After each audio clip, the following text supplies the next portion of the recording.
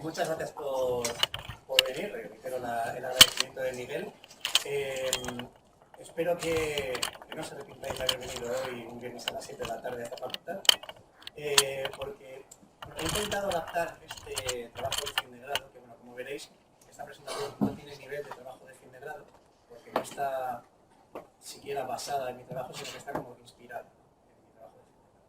Entonces no os preocupéis que esto está adaptado a todos los públicos. Los no iniciados en ciencia, no iniciados en astronomía vais a poder seguirlos perfectamente, e incluso los más experimentados en relatividad y esas cosas, seguro que alguna pincelada, alguna curiosidad también os llevaréis. De modo que nada, vamos a comenzar. Esta charla se titula Singularidades desnudas, colapso y formación de agujeros no tan negros. Ya veréis por qué, ya veréis lo que es una singularidad desnuda, ya lo iremos destripando a lo largo de la charla. Y para empezar, yo no quiero que nadie se pierda, de modo que vamos a empezar por lo más básico de todo. Vamos a hablar de gravedad. Vamos a hablar de gravedad con ejemplos sencillitos. Esto es una bola de bolos, por ejemplo. Todos conocemos una bola de bolos. Yo os voy a lanzar una pregunta. ¿Qué creéis que ejerce más gravedad en la superficie? ¿Esta bola de bolos o el planeta Tierra? Es una pregunta fácil, no tiene. Bueno, pues efectivamente, como bien estaréis pensando, el planeta Tierra ejerce más gravedad. ¿Por qué? Porque tiene, generalmente, más masa que una bola de bolos. El planeta Tierra tiene una masa aproximada de 5 y pico por 10 a la 24, que para los que no hacen notación científica es un 5 seguido de 24 ceros. Bastante masa. ¿Vale? 5 seguido de 24 ceros de kilogramos. Voy a lanzaros otra pregunta un poquito más complicada. Nosotros cogemos la Tierra y la encogemos al tamaño de una pelota de bolos, ¿vale? ¿Qué tiene más gravedad? ¿La Tierra normal como la conocemos, como está ahora mismo, o la Tierra compactada, encogida al tamaño de una bola de bolos? La Tierra compactada, ¿no? Pero si tiene la misma masa, ¿por qué va a tener más gravedad? Por la distancia, efectivamente, porque tiene la misma masa, pero la distancia al centro es menor. ¿Vale? Esta Tierra tendría una gravedad, pues, un par de millones de veces superior a la que tiene actualmente. De modo que, bueno, nos aplastaría contra su superficie y esas cosas desagradables que no nos gusta imaginar. Efectivamente, la gravedad es directamente proporcional a la masa. Cuanto más masa, más gravedad, e inversamente proporcional al radio. Cuanto menos radio, más gravedad. ¿Vale? Una vez tenemos un par de nociones básicas ya sobre cómo funciona esto de la gravedad, vamos a pasar ya al tema que nos ocupa. Vamos a hablar de los ciclos estelares, concretamente de la muerte de las estrellas. Para ello tenéis que saber un par de conceptos un poco básicos. En las estrellas hay dos fuerzas principales que están actuando. Una, la fusión nuclear. Las estrellas fusionan hidrógeno, eso genera unas explosiones fuertes, las mayores bombas que todavía no ha inventado la humanidad, y eso hace que la estrella tienda a expandirse. ¿Vale? Entonces, si solo hubiera esta fuerza, el Sol directamente explotaría. Tiene que haber otra fuerza que esté tirando para adentro, para que estas fuerzas de explosiones nucleares no hagan explotar la estrella. Pues esta fuerza es la gravedad. ¿Vale? El tamaño del Sol es el que es porque se ha alcanzado después de llegar a un equilibrio entre las explosiones que tiran para afuera y la gravedad que tira para adentro. Entonces, esas fuerzas están en un equilibrio relativamente estable. A veces la fusión mete un poco de petardazo y salta una llamarada solar, nos llega a la Tierra y tenemos auroras boreales, pero eso es un equilibrio relativamente estable el del Sol, pero es suficiente como para que mantenga un poquito el tamaño, la forma, como para que nosotros podamos vivir a gusto con el aire. ¿Vale? Este equilibrio no dura eternamente. Cuando al Sol se le acabe el combustible, se le acabe el hidrógeno, en vez de fusionar hidrógeno, empezará a fusionar helio. O sea, en vez de fusionar átomos que tienen un solo protón, empezará a fusionar los átomos que han quedado de juntar protón con protón y fusionará dos protones con dos protones, o sea, helio con helio, para dar carbono, que tiene 4 protones. ¿Vale? Entonces, esa explosión produce prácticamente el doble de energía que lo que produjo originalmente la del hidrógeno. Entonces, la gravedad va a seguir siendo la misma, pero las explosiones van a aumentar de fuerza. Entonces el Sol se va a empezar a hinchar. ¿Vale? No sé si os suena que el Sol acabará sus días como gigante roja o algo así, que habréis oído por los documentales y charlas astronómicas. Pues eso es debido a que las explosiones nucleares van a aumentar la potencia y van a ganar un poquito a la gravedad para hinchar el Sol. Cuando se acabe el helio, empezará a fusionarse el carbono, empezará a fusionarse el litio, empezará a fusionarse nitrógeno, oxígeno. Ya estamos hablando de núcleos cada vez más pesados. Cada vez irán liberando más y más energía, hasta que lleguen a liberar una energía tal que la gravedad no sea capaz de retener esas explosiones y simplemente el Sol se desprenda de sus capas exteriores. ¿Vale? Formando lo que conocemos como nebulosa planetaria, que si venís a la observación que tendremos este jueves, viernes o sábado, depende de las nubes, podréis ver alguna nebulosa planetaria, como la Gamble o la del Anillo, que son muy bonitas al telescopio. Eso es una estrella que ha agotado su combustible y las explosiones han sido tan fuertes que la gravedad no ha sido capaz de mantenerla unida y simplemente no ha sido realmente una explosión, sino una expulsión de sus capas exteriores.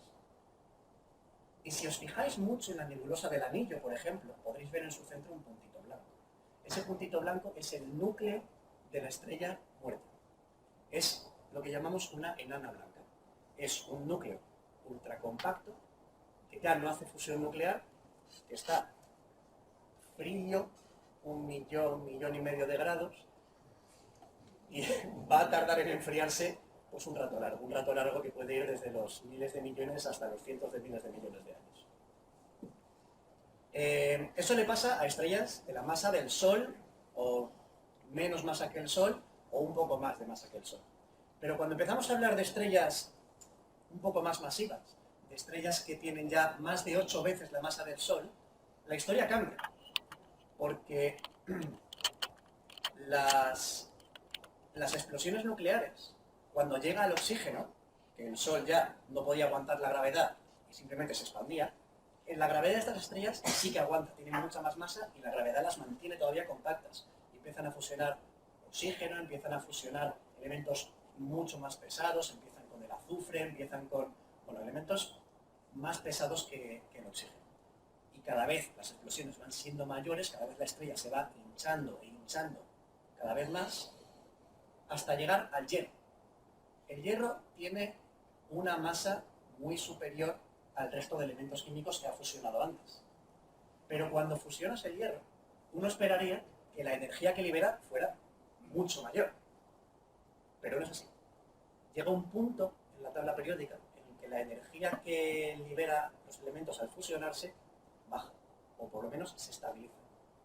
Entonces, cuando debería aumentar la energía para seguir contrarrestando esa gravedad, baja la energía. Entonces, las explosiones nucleares ya no son tan fuertes cuando empieza a fusionar hierro, y entonces pasa justo lo contrario en el Sol, lo contrario que en el Sol. La estrella ya no se hincha, las explosiones nucleares ya no son las que ganan, ahora gana la gravedad. Y la gravedad empieza a hacer una cosa desagradable, que es que empieza a encoger la estrella. Cada vez más, hasta que llega un punto en el que toda la materia de la estrella está tan sumamente concentrada que aquello produce pues, un efecto rebote. Cuando concentras mucho un gas, pues al final lo que acaba haciendo es estallar, ¿no? Se vuelve a expandir. Bueno, pues esto se expande a escala cósmica. Esto genera un pequeño efecto rebote que llamamos supernova. Pero en una supernova no toda la estrella está ahí. Hay una parte que se queda sin el núcleo, no estalla, solo estalla lo del exterior. El núcleo, si cabe, se queda más comprimido todavía por la explosión que ha habido alrededor. Y ese núcleo es lo que conocemos como estrella de neutrones. Una estrella de neutrones, fijaos la densidad que tiene que tener, porque primero hemos expandido a niveles inimaginables, hemos contraído a niveles inimaginables una estrella entera y luego alrededor ha estallado todo, compactando todavía más el núcleo. Entonces, una estrella de neutrones es extremadamente densa. ¿Cómo de densa? Para hacernos una idea, ponemos un ejemplo cotidiano, por ejemplo, un libro. Si este libro estuviera hecho estrella de neutrones pesaría más o menos 50. ¿50 qué? 50.000 millones de toneladas. ¿Vale? Más o menos, bueno. ¿Cuánto es eso? O sea, 50.000 millones de toneladas parece mucho, pero en términos gravitatorios, estamos hablando antes de que la Tierra tiene... pues mira, si la Tierra genera una gravedad de 9,8 metros por segundo al cuadrado, es decir, que tú saltas y caes con una aceleración de 9,8, este libro hecho en estrella de neutrones tendrá más o menos gravedad que la Tierra. ¿Más? A ver, el libro este tiene 500.000 millones de toneladas de masa. Pero es que la Tierra tiene un par más. La Tierra, bueno, no sé decir este número, pero 5 por 10 a la 24. 5 por 10 a la 21 toneladas, concretamente. La Tierra tiene más masa, pero el libro está más compacto, tiene menos radio. Entonces, ¿qué gana? ¿La masa o el radio? Levantad la mano los que queréis que gane la Tierra. La gravedad. Levantad la mano los que queréis que gane el libro. Enhorabuena. Si se os ocurre poneros cerca de este libro, en menos de un segundo estaríais dirigiéndoos a estamparos contra la tapa blanda a aproximadamente 1/8 de la velocidad de la luz. No es poco. Vale, no sé. Tampoco es muchísimo, hay objetos más masivos, pero no es poco. Sí, cuando te compactases contra ese libro, porque ahí de pie no te puedes mantener por lo que sea, de hecho, tu estructura molecular tampoco se puede mantener estable ahí dentro. De hecho, cuando te compactases, te desintegrarías no a nivel atómico, sino a nivel subatómico. O sea, incluso los protones dirían, no, yo aquí no, y se desintegran. Para que os hagáis una idea más o menos de las escalas que estamos manejando. Luego entraremos en más detalle en eso de que los protones se desintegran, las moléculas también, pero hay algo por ahí que todavía no se acaba de desintegrar. Pero esto ya, para hacer la charla un poco más distendida, voy a poner un ejemplo ya para los frikis. El martillo de Thor en Mjolnir. Dice Marvel, no la mitología nórdica, dice Marvel que el martillo de Thor está hecho de los restos de una estrella nueva. Suena, ¿no? Podríamos suponer que es una estrella de neutrones. Si el martillo de Thor, bueno, más o menos el volumen aproximado del martillo será 1 litro, por ejemplo, si estuviera hecho de estrella de neutrones, pesaría un poquito más que el libro, 500.000 millones de toneladas. Eso explicaría por qué, según Marvel, solo hay un hombre mágico llamado Thor que puede levantarlo, y los demás pues no pueden, porque pesan 500.000 millones de toneladas. Pero voy a poner un ejemplo de por qué yo creo que Marvel está aprovechando poco este dato. Está infravalorando la física que está utilizando. Vamos a ponernos en contexto. Un molino eólico, de aquí de los de España, un molino de los grandes, en su mejor día es capaz de generar 1 megavatio de potencia. Que no es poco. En nuestra casa consumimos entre 2 y 3 kilovatios, que viene a ser una milésima parte. 1 megavatio de potencia, capaz de alimentar unos 500 hogares al mismo tiempo. En Marvel, el reactor ARK de Iron Man tiene la potencia de aproximadamente 100 parques eólicos grandes en su mejor día. 3.000 megavatios. Este cabrón está girando a 7 vueltas por segundo un martillo de 500 gigatoneladas en un radio de 50 centímetros. He echado cuentas. La potencia que tiene en la muñeca este pajero cabrón es de 77.440.000 megavatios. España entera genera 125. Volvemos a ver.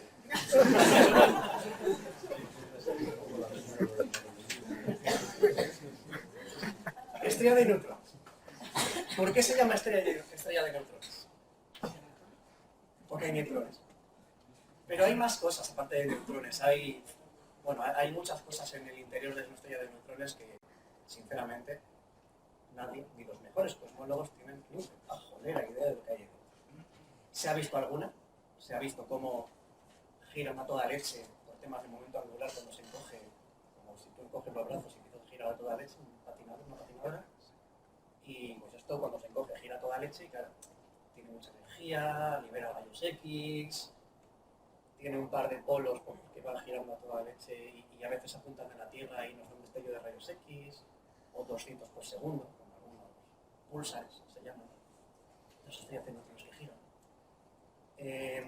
No se sabe muy bien lo que hay dentro, pero se sabe por qué esta estrella ha dejado de contraerse. Pero claro, yo os he dicho, la gravedad ha ganado a la fusión nuclear, entonces se va a contraer. Pero si se ha estabilizado en este objeto, en una estrella de neutrones, será por algo. Por los neutrones. Porque los neutrones tienen una fuerza especial suya, derivada del principio de exclusión de Pauli, a lo que se llama presión de degeneración de los neutrones. Esa fuerza es la única capaz de detener el colapso. No hay otra como esa. La mayor fuerza del universo conocido, la presión de degeneración de los neutrones. Son los que han detenido el colapso, los que han aguantado la explosión de supernova y siguen empujando para afuera para evitar que la estrella siga contrayéndose. Entonces tenemos la estrella de neutrones con la presión de degeneración de los neutrones tirando para afuera y la gravedad tirando para adentro. Eso es que ha tenido una emergencia.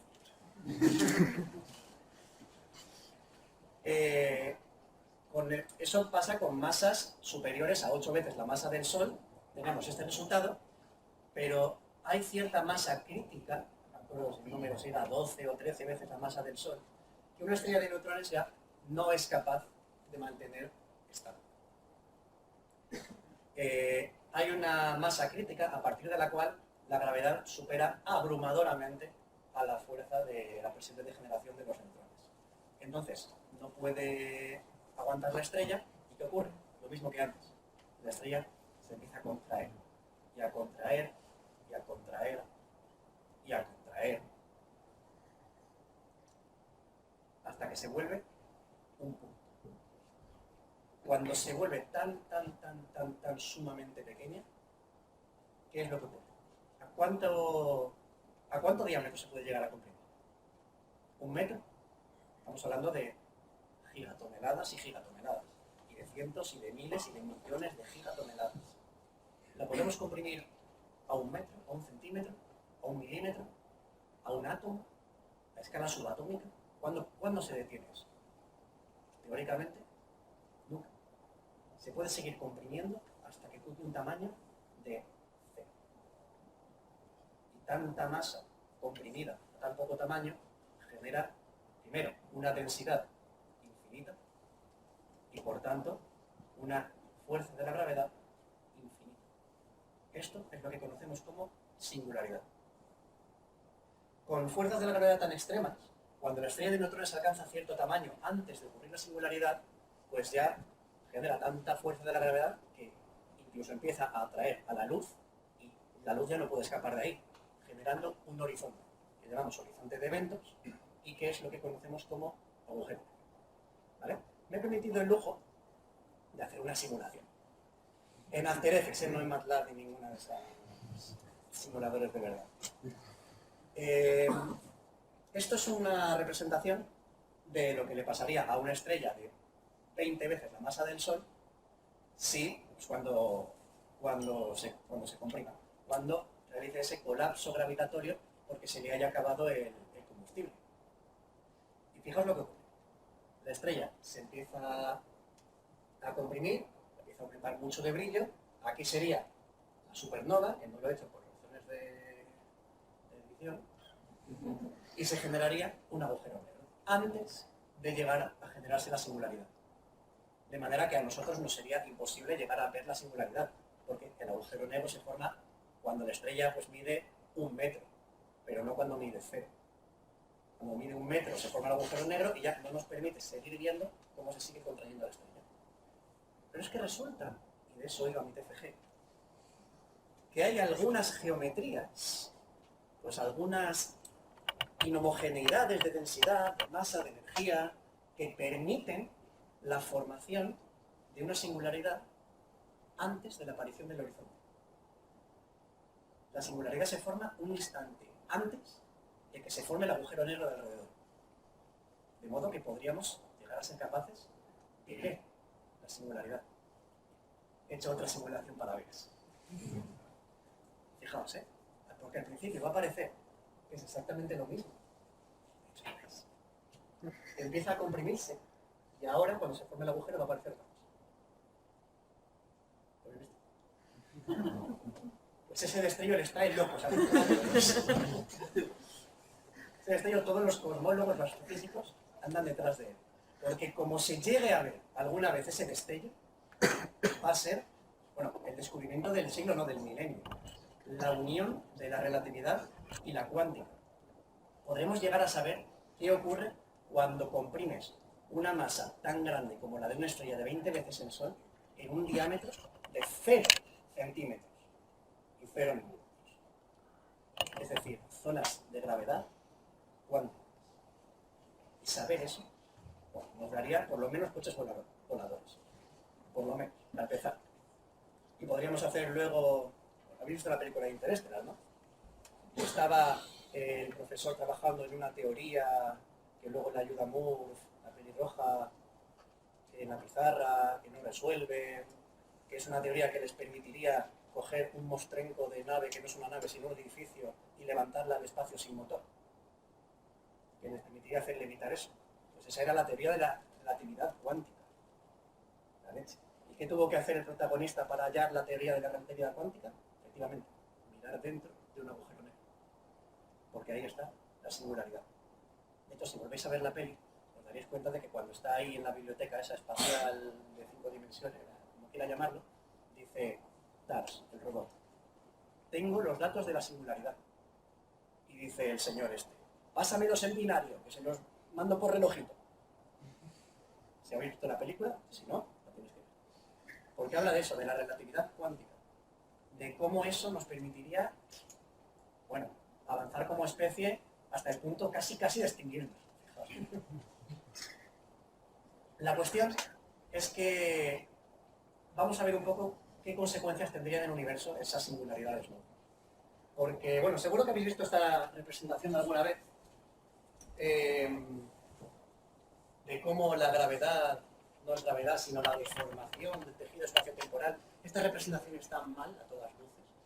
No es así, no me gusta nada, pero para verlo visualmente me vale estupendamente. El Sol tiene mucha gravedad y por eso es capaz de deformar el espacio-tiempo.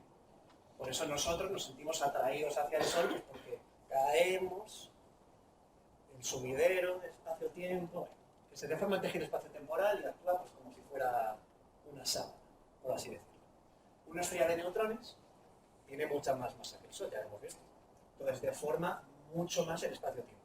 Y un agujero negro ya, pues, les cuento, deforma muchísimo el espacio-tiempo. El agujero negro hemos dicho que dentro tiene una singularidad. Y esa singularidad, siendo tan compacta, con tanta masa, debería deformar el espacio-tiempo más que un agujero negro. Pero los agujeros negros como que nos tapan esa singularidad. Los agujeros negros tienen un horizonte, el horizonte de eventos, que impide que esa singularidad influya en el resto del universo. De modo que para nosotros, desde fuera, y para el resto del universo, y para la deformación del espacio-tiempo, a todos los efectos es como si tuviéramos un objeto de este tamaño con la masa que tiene la singularidad, pero de este tamaño. Es decir, como si fuera un objeto macizo del diámetro del horizonte de eventos, de densidad constante. Se deforma toda la masa que tenga, pero del tamaño que tenga. En cambio, una singularidad desnuda, me permite hacer otra simulación para ilustrar cómo deformaría el tejido espaciotemporal la aparición de una singularidad sin horizonte de eventos, de una singularidad al uso, desnuda. Vamos a empezar a bajar en el ascensor, 1, 2, 3, vamos a acelerarlo un poco. ¿Tenéis la cuenta? Bueno, aceleramos un poco más porque si no nos vemos que no vamos a llegar hoy.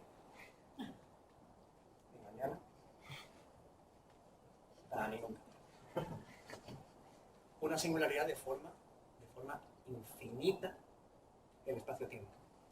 Es decir, a todas luces crearía la famosa brecha en el tejido espacio-temporal, que destruiría el universo y todo lo que hay en él. No nos gustan las discontinuidades en el universo. Esto sería una discontinuidad. Esto sería una rotura en el tejido del espacio-tiempo. Y eso, por lo que sea, pues, no nos convendría. Pero los agujeros negros nos protegen de esa ruptura del espacio-tiempo, porque a nosotros nos atrae el pairo lo que pase dentro del agujero negro, porque jamás va a influir en lo de fuera. Entonces, claro, si hubiera una singularidad desnuda, se habría destruido el universo, ¿no? ¿O no? Yo qué sé. Pero se ha formulado la hipótesis de censura cósmica. La hipótesis de censura cósmica básicamente dice, no puedes destruir el universo con esto. Es decir, si se produce una supernova y en el centro la estrella de neutrones se compacta tanto que acaba dando una singularidad, esa singularidad, antes de formarse, tiene que taparse. Y rima y todo, el teorema. Hipótesis de censura cósmica. No es posible que existan singularidades sin horizonte. ¿Vale? Es decir, no es posible que una singularidad interactúe con el exterior, es decir, no es posible ver una singularidad. Pero ojo, esto, como ya he dicho, es una hipótesis de censura cósmica. ¿Vale? Como tal, no está demostrado. De hecho, por no estar, no está ni formulado. Porque no nos vale con decir toda singularidad debe estar causalmente desconectada del universo, no puede influir en un observador externo. Es una formulación un poco vaga, ¿no?, para lo que nos esperaríamos de unos cosmólogos profesionales. A nosotros nos gustaría más, pues, algo que dijera, que hablase de variedades diferenciables, de métricas lorentzianas, de divergencias en el tensor de curvatura, de inhomogeneidades en el tensor de energía-momento, algo que tuviera un poco de enjundia, ¿sabes? No lo de arriba. Debería ser más, pues, una formulación más matemática. Pero es que todavía no tenemos las matemáticas para formular algo de esta envergadura. No existen. Tenemos todavía que desarrollarlas. Esta hipótesis fue planteada por Roger Penrose, pero lo dejó como un problema abierto. Dice, yo no conozco la matemática para formularlo. En el momento en el que se descubra la matemática, se formulará y se intentará una demostración. ¿Vale? Pero hasta entonces es una conjetura, es una hipótesis. No existen singularidades desnudas. ¿Por qué? Porque yo creo. Por principio antrópico. Porque yo creo que destruir el universo y nosotros estamos aquí. Ya está. No existe. Bueno, es un buen principio, pero no es una demostración matemática como me gustaría. De esta manera, bueno, pues no se sabe muy bien si algún día se va a ver una singularidad desnuda. Si se ve, nos daremos cuenta, porque lo publicarán en todos lados, saldrá en Nature, en Science, en Instagram, en Twitter y todas esas revistas de alto prestigio. Pero bueno, ya nos enteraremos si destruye el universo o no lo hace. Se seguirá investigando sobre este tema y os mantendremos informados, por supuesto. No. Os he mentido con un par de cosas. Sospechamos que una singularidad no es masa enorme comprimida en un espacio infinitamente pequeño. Porque eso de los espacios infinitamente pequeños nos llama un poco la atención, por así decirlo. Tenemos sospechas firmes de que los espacios infinitamente pequeños no existen. Por eso de que vino un señor llamado Planck, otro llamado Schrödinger, y dijeron, cuando son las cosas pequeñas no funcionan como nuestra intuición nos dice, funcionan de otra manera. Funcionan con la mecánica cuántica, que todos habéis oído hablar de ella. Si oís algo de sanación cuántica, no os fiéis, no funciona. No saben cuántica, spoiler. La física cuántica básicamente lo que nos dice es que una singularidad no se comprimiría en un espacio infinitamente pequeño, sino que una vez pasado un rango espacial, una vez pasada una estancia, yo que sé, una distancia atómica o subatómica, la materia se dejaría de comportar como nosotros creemos. empezaría a estar algunas de sus propiedades indefinidas. La posición, la velocidad, eso ya pues de indeterminación nos diría que no podemos saber muy bien lo que ocurre ahí. El tamaño estaría indefinido también. Quizá veríamos una de esas transformaciones de la propia información del sistema en energía, que son unas movidas de termodinámica cuántica que nos recomiendo. No sé, no tenemos ni idea. De hecho, si lo supiéramos, habríamos resuelto la relatividad cuántica. Entonces, como todavía no se ha descubierto la teoría del todo, pues no sabemos cómo es una singularidad. Y no lo podremos saber hasta que veamos una, o hasta que venga otro Einstein reencarnado a cambiar el paradigma de lo que sea. Pero no me voy a enrollar con estos temas de cuántica. Para terminar la charla, voy a contaros una pequeña curiosidad sobre los agujeros negros. Esta fórmula, que se estudia en el bachillerato de ciencias, es la fórmula que te da el radio de un agujero negro. G es la constante de gravitación universal, 0,000000667, aprox. O sea que es un número que conocemos. C es la velocidad de la luz, 300 millones. Otro número que conocemos. 2 es un número que está 2 veces, así que nos cuesta un montón. Y M es la masa que queramos meter en la fórmula, la masa del objeto. Es decir, básicamente estamos multiplicando un número por M. Entonces, si aquí metemos una masa, lo que nos va a dar esta cuenta va a ser el radio de Schwarzschild. El radio al que tenemos que comprimir la masa para que resulte un agujero negro. Por ejemplo, con la Tierra, metemos la masa de la Tierra. 5 por 10 a la 24 kilogramos. Un 5 seguido de 24 ceros. Si metemos la masa de la Tierra en esta fórmula, hacemos el cálculo y nos sale un radio de Schwarzschild de aproximadamente 1 centímetro. Toda la Tierra tendríamos que comprimirla a un tamaño de 1 centímetro para que se formase un horizonte de eventos y diese lugar a un agujero negro. Fácil. Mañana lo hacemos. Pero esta fórmula de vez en cuando nos da alguna que otra sorpresa inesperada. Vamos a poner un ejemplo muy sencillo. Vamos a hablar de agua. La conocemos todos, está muy presente en la Tierra y no nos resulta para nada extraño. Vamos a poner una masa de 2,71 por 10 a la 38 kilos de agua. 2, 7, 1 y 36 ceros. Es mucha agua. Son un agua equivalente a poner 100 millones de soles de agua. Más o menos lo que necesitarías para llenar a la mitad de la piscina de la nación. Entonces, tantísima masa de agua, metemos la masa en esta fórmula, ¿y qué radio nos sale? 400 y pico millones de kilómetros. Bien. Razonable. Si este fuera el sistema solar, nuestra escala para los sistemas. La esfera de agua con centro el Sol estaría más o menos entre Marte y Júpiter. ¿Vale? Llegaría hasta ahí, de lejos. Y sería mucha agua. O sea, estamos hablando de 100 millones de soles solo hechos de agua. Bueno, podemos calcular el volumen de esta esfera. Tenemos el radio. Lo calculamos y ¿qué nos da? 2,71 por 10 a la 38 litros. Aquí me hago raro. Es el mismo número. ¿Alguien me calcula la densidad así rápido? A ojo. ¿Un qué? 1 kilogramo por cada litro. Es decir, ¿cuánto hemos tenido que comprimir no sé cuantísimos soles de agua para que nos den un agujero negro? Nada. Un litro de agua pesa 1 kilo ya. No hemos tenido que comprimir el agua. Esto es un poco antiintuitivo. Los agujeros negros no se formaban cuando algo se comprimía muchísimo, tantísimo, tantísimo, que la fuerza de la gravedad no podía resistir y no escapaba ni la luz. Estamos diciendo que esta esfera de agua, sin comprimir, formaría aquí un horizonte de eventos. Y sería un agujero negro. Te deja como frío. Dices, esto es un poco raro. No hay que comprimir algo para que haya un agujero negro. No hace falta singularidad para que se forme un agujero negro.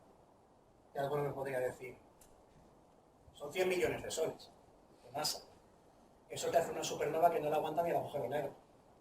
Esto tiene mucha gravedad, se va a empezar a comprimir hacia el centro a una velocidad alarmante suponer que permanece en estado sólido es muy pretencioso, ¿no? Se hará plasma enseguida en el centro y que ahí empezará a fusionar todo el hidrógeno y el oxígeno hasta dar elementos de platino e iridio fácilmente, pero se quedarán dentro del agujero negro, así que nunca lo sabremos.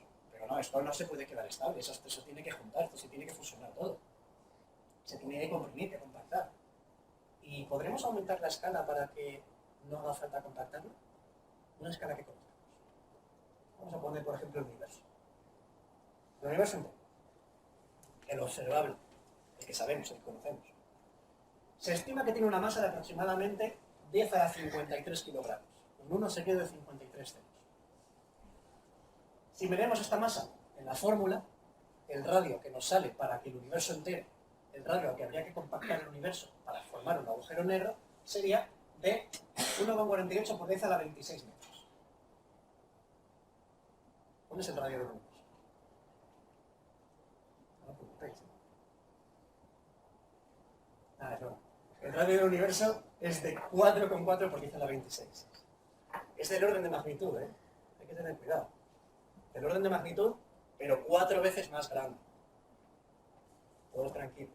El universo tendría que compactarse 4 veces para que se formase un agujero negro. Así que podemos estar tranquilos que solo con esta masa, en este radio, no hacemos un agujero negro.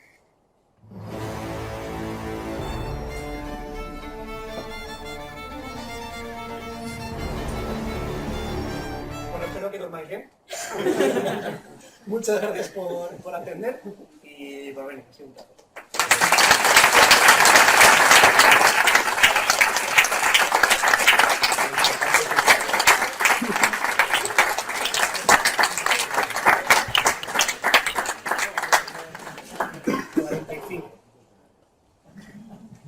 Si alguien tiene alguna pregunta, estaré encantado de responder. Tengo un paso, son rápidas. ¿Cuáles serían esas condiciones o geometrías que darían lugar a unas superioridades nucleares? Pues una geometría tan sencilla como que la densidad sea mayor en el centro que en el exterior. Es decir, un caso realista. Un caso realista. Vale, y la segunda era que, en plan, ¿por qué tener una discontinuidad en el espacio-tiempo haría que se destruyese el universo? ¿Por qué le causó tantos problemas o sería destructivo? Hombre, una discontinuidad en el espacio-tiempo, para empezar, suena chungo. Y para continuar, nos estaríamos metiendo en movidas de que el universo sería geodésicamente incompleto. Eso viola varios principios de causalidad. ¿Vale? Si rompes la causalidad del universo, rompes el universo, por así decirlo. ¿Sí? ¿Has jugado Outer Wilds? Sabrás que se rompe el universo. No sé si te respondí. Vale, sí. Es meterse en movidas matemáticas. Pero sí se está dando la prueba. Va a valer. Fantástico. ¿Más preguntas? Sí. Vale, antes cuando has puesto la masa y el radio del universo... Este tío me da mucho miedo porque es muy malo. Antes cuando lo has puesto para que sea un agujero negro, pero no lo es porque es 4 veces más grande. Sí. Pero el universo se está expandiendo. Correcto. Luego en el pasado lo pudo ser. Es que el radio que he puesto es el radio de Hubble. Es decir, es el radio del universo observable, no del universo entero. O sea, el universo se está expandiendo, pero el radio es constante. Porque es el radio a partir del cual la masa escapa. Para nosotros, pero no para otro radio de Hubble. Es una movida cosmológica muy complicada. Es decir, a ver, he aplicado la fórmula del radio de Schwarzschild a una escala cosmológica. Por lo que sea, igual no es extrapolable. Es una curiosidad muy buena, pero no creo que sea extrapolable. Habría que andar con movidas de relatividad que tampoco funcionan esas escalas, de manera que no sabemos muy bien qué puede ocurrir. Tendría más o menos sentido que hubiera un horizonte de eventos en el radio de Hubble, porque realmente un horizonte de eventos, la única condición que tiene es que el interior está causalmente desconectado del exterior. Y el radio de Hubble es un horizonte que nos desconecta causalmente del exterior. De modo que no es descabellado tratar a eso como un horizonte de eventos.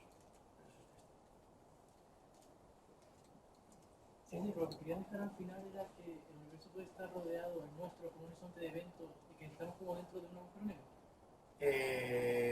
Eso es a lo que me he referido ahora, pero tampoco creo que sea así. Dices que podría ser una Estrictamente. posibilidad si no se extrapola. Sí y no, porque tú ten en cuenta que tu horizonte de Hubble es distinto al mío, porque estás 3 metros más allá. Entonces tu horizonte de Hubble está 3 metros desplazado para allá. Entonces cada uno, qué bonito, ¿no? Cada uno somos la singularidad de nuestro propio agujero negro. Porque yo estoy causalmente desconectado del exterior de mi radio de Hubble, pero tú no estás causalmente desconectado del exterior de mi radio de Hubble. Tú puedes influir en 3 metros más para allá. Entonces hay que coger un poco con pinzas eso. Pero sí, a grandes rasgos sí vivimos entre un agujero. Toda tu charla hay que cogerla con pinzas. Es que toda esta investigación está cogida con pinzas, se llama cosmología.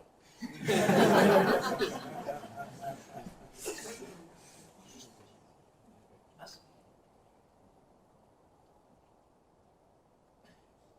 Bueno, pues muchísimas gracias por venir y podemos dar por finalizado.